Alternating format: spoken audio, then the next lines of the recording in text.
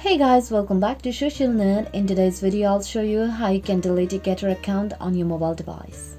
If you want to get rid of your Gettr application or you are having problem to erase your data and delete the Gettr application on your device, then you have come to the right video. Because in today's video, I'll show you how you can delete your Gettr account from your Android device. So in order to put an ultimate end to Gettr Android subscriptions, watch this video till the end and you will be able to do it in no time.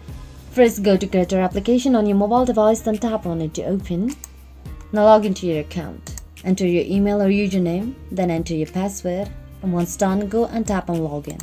Now go to the bottom right corner and tap onto the three horizontal lines.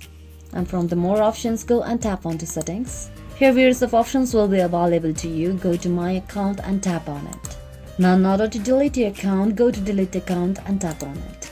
Now in order to confirm delete your account, go to delete account and tap on it. Once you do that, all of your data in your Gettr account will be deleted. Also your public profile, post and post replies will be deleted. And once you have deleted your account, it can't be restored. So the next time you would like to use your Gettr account, you will have to create a new account for yourself.